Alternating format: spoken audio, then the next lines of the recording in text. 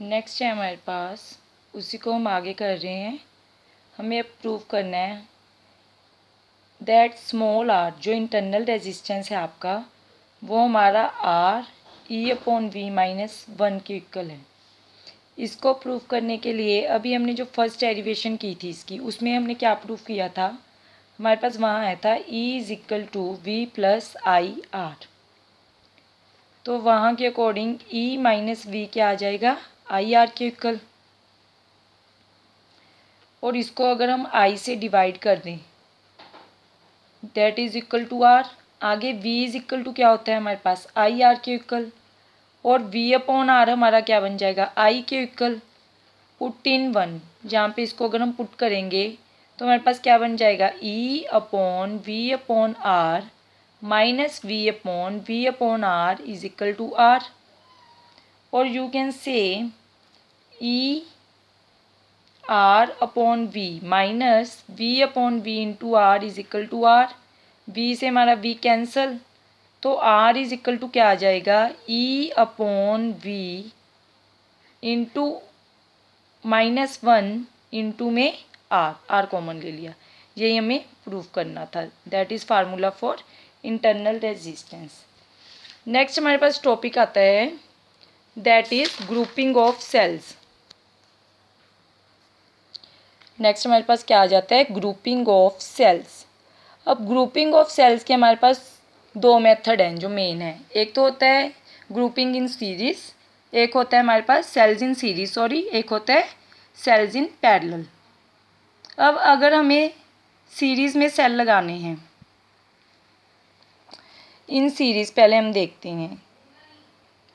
In series मान लो हमारे पास क्या है, जहाँ पे ये एक सेल है, इंटरनल रेजिस्टेंस है, ये उसका पोटेंशियल, देन इंटरनल रेजिस्टेंस। ठीक है, मान लो this is E1, internal resistance R1, E2 and R2। तो हमारे पास इस केस में जो E इक्विवेलेंट आएगा, हमने बोला कि हमें दो सेल नहीं चाहिए, हमें सिर्फ एक ही सेल चाहिए। ठीक है, तो हमने उसकी जगह पे क्या लगा दिया, E equivalent and R equivalent. तो यहाँ पे जो E इक्विवेलेंट आएगा वो किसके इक्वल आएगा, that is E1 plus E2। And जो हमारा R इक्विवेलेंट आएगा वो हमारा आएगा R1 प्लस R2 के इक्वल। बट अब ये कैसे आया, हमारे पास फार्मूला कैसे ड्राइव हुआ, तो उसके लिए हमने क्या किया, हमने एक सेल लिया, फिर हमने दूसरा सेल लिया, हमने जहाँ पे A पॉइंट ले लिया, यहाँ पे हमने पॉइंट लिया B, यहाँ पे E1 लगाया, यहाँ पे R1, here is E2 and R2। तो अब एक चीज़ हमें ध्यान में रखनी है, यहाँ पे क्या है हाई पोटेंशियल, यहाँ पे क्या है हमारा low potential. Again high potential and here is low potential. अब यहाँ पे जो वोल्टेज है इस टर्मिनल के अक्रॉस वो क्या है VA, यहाँ पे वोल्टेज क्या है BB। तो एक तो सेल्स में करंट फाइंड आउट करने के लिए हमें किरचॉफ लॉ होता है, जो कि हम आगे पढ़ेंगे और इसकी फार्मूला ड्राइव करोगे। और दूसरा ये वाला मेथड है जो ये इजी रहता है। अब यहाँ पे VA जो इसके अक्रॉस वोल्टेज है, करंट हमारा इस तरीके में से फ्लो कर रहा है, this is I current is flowing. और पाथ हमारा क्या है, ये वाला पाथ है हमारे पास। सेल्स की ग्रुपिंग हम सीरीज में तब बोलते हैं अगर हमारे पास सिर्फ एक ही रास्ता हो एक सेल से दूसरे तक जाने का। पाथ एक ही है हमारे पास, इस सेल से इस सेल तक जाने का एक ही पाथ है हमारे पास, दैट इज दिस पाथ। दूसरा हमारे पास क्या होता है, तो यहाँ पे अब हाई टू लो पोटेंशियल जा रहा है। जब भी हमारे पास किसी सेल में हाई टू लो पोटेंशियल जाएगा तब आपको नेगेटिव साइन लेना है, माइनस का E1। अगर इसकी जगह पे ये पोलैरिटी ऐसे होती नेगेटिव पॉजिटिव, तब आपको यहाँ पे क्या लेना था, प्लस का E। जब यहाँ पे इक्वेशन लिखोगे तो VA माइनस E1, जहाँ पे करंट कितना आ रहा है हमारा IR1। अब देखिए पाथ इस तरफ है, करंट हमारा इस डायरेक्शन में फ्लो कर रहा है, दोनों की अगर डायरेक्शन अपोजिट है तो आप क्या लेंगे, प्लस का IR1। अगर पाथ और करंट अलग अलग डायरेक्शन में फ्लो हो रहे हैं तो हमें क्या लेना है, प्लस का IR1। अब यहाँ पे सेल क्या है, सेकंड सेल है। अगेन यहाँ पे हाई टू लो पोटेंशियल है, तो यहाँ पे आपका क्या आ जाएगा, माइनस का E2। अगेन करंट इस डायरेक्शन में फ्लो कर रहा है इस रेजिस्टेंस से, पाथ इस डायरेक्शन में है, तो क्या लोगे, प्लस का IR2 which is equal to क्या आ जाएगा हमारे पास, BV, सॉरी, अगर हमारा इन दोनों का डायरेक्शन डिफरेंट है, ठीक है, तो हमारे पास अब हमें क्या निकालना है, VA minus BV is equal to, तो ये उधर जाएगा E1 plus E2 minus R1 plus R2, उधर जाके ये कॉमन ले लिया हमने। तो ये क्या है हमारे पास, ये तो टर्मिनल वोल्टेज है, तो इसको मैंने लिख दिया let it is V।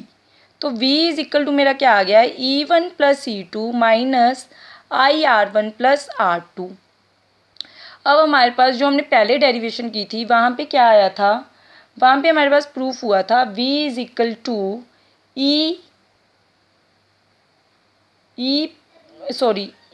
V is equal to E minus IR, वहाँ पे ये चीज़ हमने प्रूफ की थी। तो अगर हम इन दोनों इक्वेशंस को कंपेयर कर लें 1 और 2, यहाँ पे आप लिखो कंपेयर 1 और 2 वी गेट, तो अब आपके पास क्या आ जाएगा, जो अगर हम इसको ई इक्विवेलेंट ले लें, आर इक्विवेलेंट ले लें, तो ई इक्विवेलेंट क्या बन गया आपका E1 plus E2 and are equivalent आपका क्या बन जाएगा R1 प्लस R2। यही हमने फार्मूला जहाँ पे डायरेक्ट लिखा था अगर आपके पास सीरीज़ में है। अब यहाँ पे अगर आप पोलैरिटी को चेंज कर देते हैं, जहाँ पे अगर आप मतलब positive negative then internal resistance then negative positive लगा दोगे, तब हमारे पास जो फार्मूला आ जाएगा जहाँ पे बस चेंज आएगी, रेजिस्टेंस के केस में सेम रहेगा, बस ई इक्विवेलेंट है जो आपका वो क्या बनेगा E1 माइनस E2 एंड जो आपका आर इक्विवेलेंट होगा वो R1 प्लस R2। इसको भी अगेन आप ड्राइव कर सकते हो, यहाँ पे ए और बी पॉइंट ले लो, यहाँ पे हमारा करंट आई आ रहा है, या ये हमारा अगर पाथ है, this is our EMF E1 E2, here is resistance R1 and R2। तो आप क्या लिखेंगे यहाँ के लिए equation VA minus E1 plus IR1, यहाँ पे प्लस आ जाएगा ना क्योंकि नेगेटिव टू पॉजिटिव जा रहा है, अब लो टू हाई पोटेंशियल, तब यहाँ पे क्या आएगा प्लस E2 माइनस IR2 क्योंकि करंट और पाथ अलग अलग डायरेक्शन में है, which is equal to BV, again VA minus VV is equal to, उधर जाके ये बन जाएगा E1 minus E2 plus, sorry जहाँ पे प्लस था आपका उधर जाके ये बनेगा माइनस का, माइनस IR1 प्लस R2। तो अगर आप इसको कंपैरिजन करोगे V is equal to E minus IR से, तो E हमारा क्या आ गया अब E1 minus E2 and R हमारे पास क्या आ जाएगा R1 plus R2। Thank you.